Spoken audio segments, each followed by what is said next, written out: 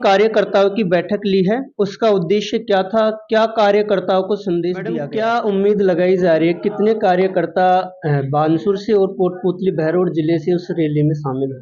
Madam, जब आपकी केंद्र में सरकार हुआ करती थी तो महंगाई को लेकर तब के जो बीजेपी नेता थे बड़े आंदोलन करते थे, लेकिन अब महंगाई आपकी सरकार के तुलना में तीव्र गति से बढ़ी है। चाहे वो डॉलर के भाव हो, चाहे बेरोजगारी हो, चाहे महंगाई हो, चाहे दाल के भाव हो, आलू टमाटर के भाव हो, बेरोजगारी बहुत गति से बढ़ी है। लेकिन विपक्ष बावजूद उसके सरकार को ठीक ढंग से घेर नहीं पाया है। क्या कारण है? क्या विपक्ष बिखरा पड़ा है या फिर कोई डर है विपक्ष को? और गजब की बात ये कि राहुल गांधी देश के नेता प्रतिपक्ष हैं। उन्होंने वोट चोरी को लेकर चुनाव आयोग पर सीधे आरोप लगाए हैं सबूतों के साथ, लेकिन जवाब चुनाव आयोग के बजाय भाजपा प्रवक्ता दे रहे हैं। कहां तक सही है? मैडम, आपने एसआईआर की बात की। आपके क्षेत्र बानसूर विधानसभा क्षेत्र में भी एसआईआर का जो प्रथम चरण था 100% डिजिटलाइजेशन का काम पूरा हो चुका है। यहाँ भी कुछ गड़बड़ी आपको लगी क्या? अब लोग चौक चौराहों पर बात कर रहे हैं कि शकुंतला रावत को वैसे ही शेरनी नहीं कहते। शकुंतला बोलती तो है, बात में दम भी है, प्रशासन काम भी करता है, फिर भी शकुंतला रावत कम बोल रही कि ईडी का डर तो नहीं है? नहीं, ईडी का डर भले ही भजनलाल सरकार स्थानीय निकाय की और पंचायती राज की चुनाव करवाने से हिचक रही हो, लेकिन हाई कोर्ट ने डेट लाइन देते हुए फटकार लगाई है कि अप्रैल से पहले पहले आप चुनाव करवाओ। कांग्रेस संगठन में भी नई नियुक्तियां हुई हैं। कैसे कांग्रेस पार्टी एक होकर पंचायती राज चुनाव में फतह के लिए आगे बढ़ेगी? क्या रणनीतियां होगी? बिल्कुल।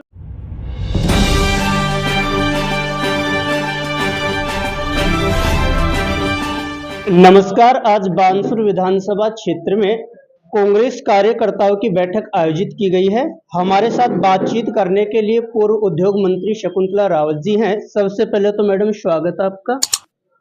धन्यवाद। आज आपने कार्यकर्ताओं की बैठक ली है, उसका उद्देश्य क्या था? क्या कार्यकर्ताओं को संदेश दिया गया है?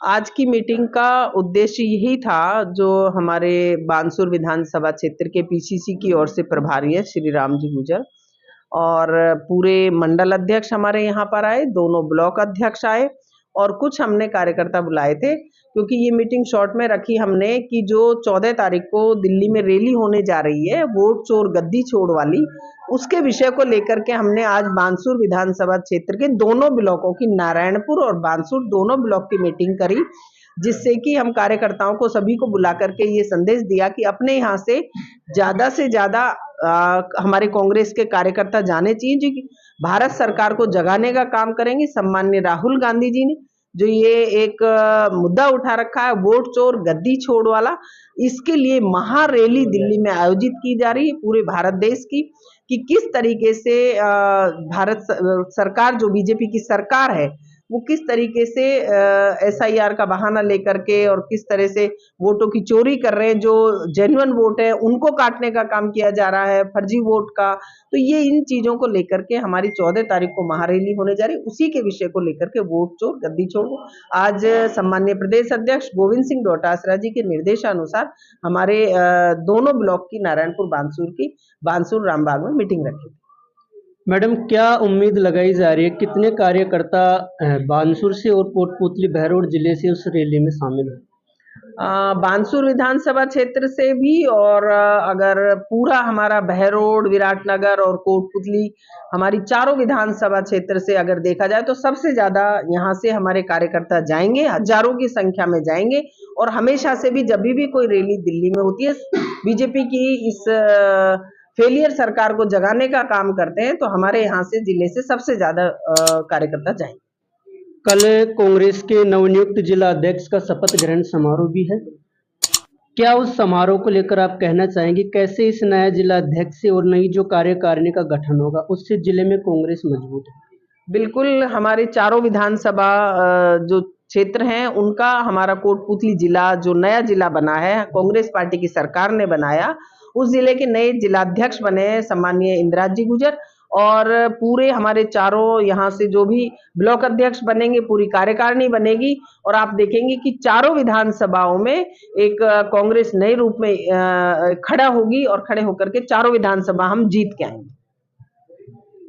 मैडम, जब आपकी केंद्र में सरकार हुआ करती थी तो महंगाई को लेकर तब के जो बीजेपी नेता थे बड़े आंदोलन करते थे। पूर्व केंद्रीय मंत्री स्मृति ईरानी सिलेंडर सर पर रखकर रैलियां करने लग जाती थी, धरना देती थी। लेकिन अब महंगाई आपकी सरकार के तुलना में तीव्र गति से बढ़ी है। चाहे वो डॉलर के भाव हो, चाहे बेरोजगारी हो, चाहे महंगाई हो, चाहे दाल के भाव हो, आलू टमाटर के भाव हो, बेरोजगारी बहुत गति से बढ़ी है। लेकिन विपक्ष बावजूद उसके सरकार को ठीक ढंग से घेर नहीं पाया है। क्या कारण है? क्या विपक्ष बिखरा पड़ा है या फिर कोई डर है विपक्ष को? नहीं, विपक्ष को कोई डर नहीं है, किसी भी तरीके का कांग्रेस पार्टी को कोई डर नहीं है। कहीं पर भी आप देखिए ना, हमारे सम्माननीय राहुल गांधी जी किस तरह से बेखौफ होकर के बोल रहे हैं, किस तरह से बीजेपी की सरकार उनके ऊपर आए दिन केसेस लगाती है, ईडी पीडी पता नहीं क्या क्या जो जो डालते हैं, लेकिन कितना उनको डराने का जो एक भय दिखाने का काम किया। लेकिन सम्माननीय राहुल गांधी जी बिल्कुल नहीं डरे हैं, सोनिया जी भी नहीं डरी हैं। तो इस तरीके से नए नए केस लगाने का जो काम कर रहे हैं, ना प्रियंका गांधी जी डरती है, ना कांग्रेस पार्टी डरती है। और कांग्रेस पार्टी बिल्कुल विरोध करती है, लेकिन ये गूंगी बहरी सरकार है। इस सरकार को आम जन से कोई मतलब नहीं है, कोई लेना देना नहीं है। भाषण दिया था कि महंगाई को जड़ से खत्म कर देंगे, लेकिन आप देखिए कि जो डीजल पेट्रोल 50 रुपए का था वो 100 से ऊपर पहुंच गया है। सिलेंडर 400 450 में आता था जो 1000 से ऊपर पहुंच गया है।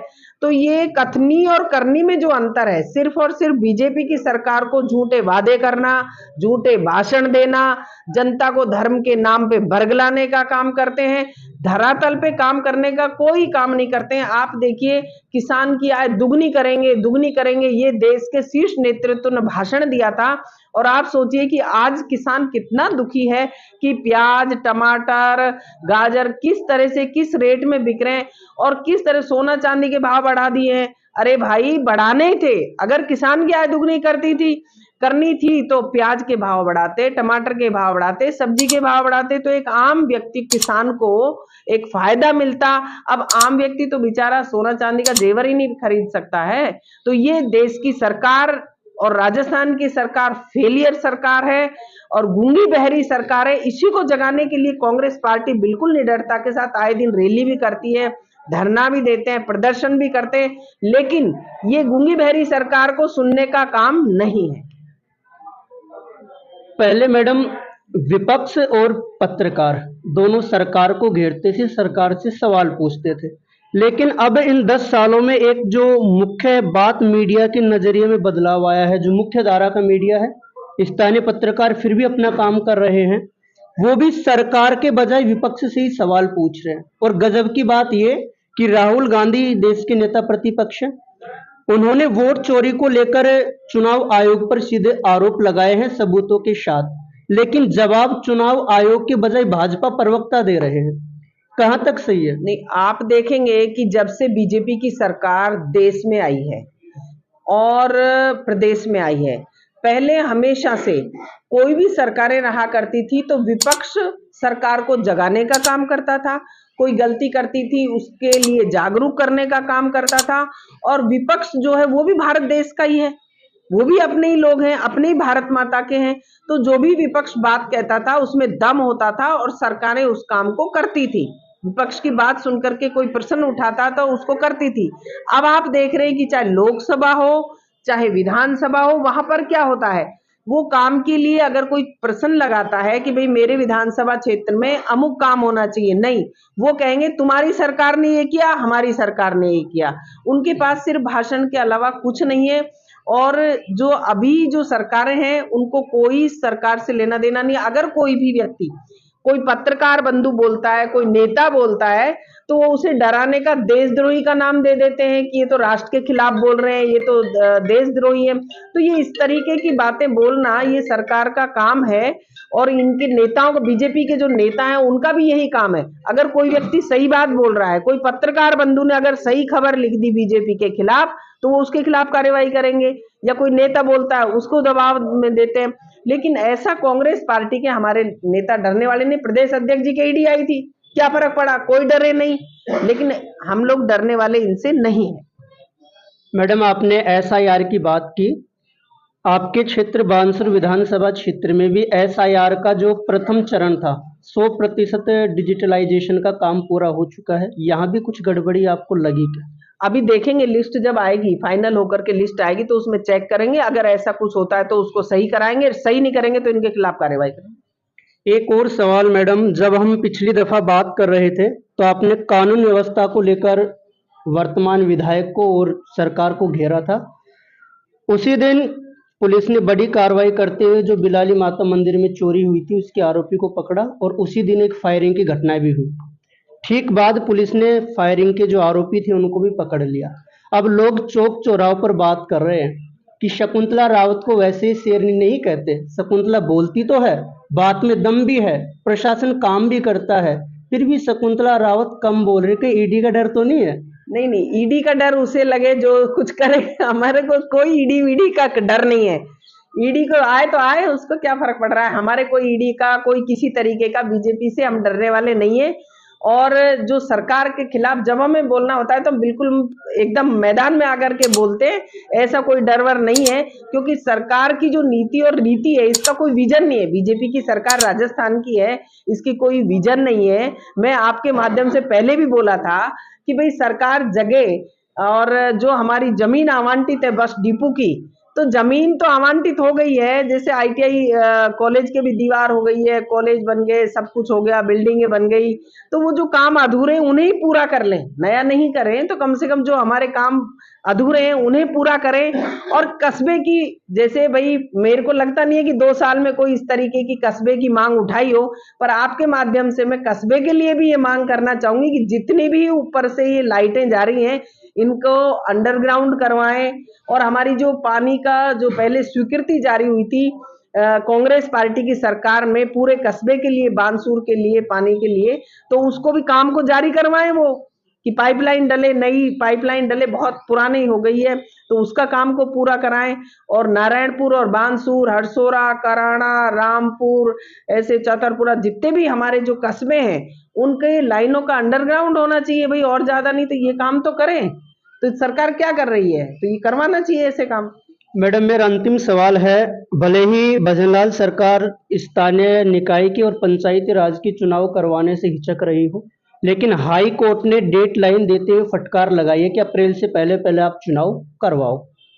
कांग्रेस संगठन में भी नई नियुक्तियां हुई हैं, कैसे कांग्रेस पार्टी एक होकर पंचायती राज चुनाव में फतह के लिए आगे बढ़ेगी, क्या रणनीतियां होगी? बिल्कुल, पूरे राजस्थान में आप देखेंगे कि बीजेपी की सरकार को डर लग रहा है, वो चुनाव कराने से झिझक रही है, उनसे कुछ हो नहीं रहा है। इतने दिनों में पंचायतों का गठन हुआ है, अभी पता नहीं कब जाकर के अपने नए जिले के वार्डों का गठन करेंगे, जिला परिषद का, और चुनाव करने के लिए हाई कोर्ट, सुप्रीम कोर्ट इनको निर्देशित कर रहे हैं, लेकिन वो कर ही नहीं रहे, डर रहे हैं, पता नहीं कि उनको क्या भय सता रहा है। बिल्कुल सभी जगह पूरा राजस्थान एकजुट होकर के ही है, एक ही है, पता नहीं किस लिए विपक्ष ये तो अफवाह फैलाता है कि अलग है, ये है, विरोध है, कुछ नहीं है, सब एकजुट है और चुनाव जीतेंगे पंचायत का।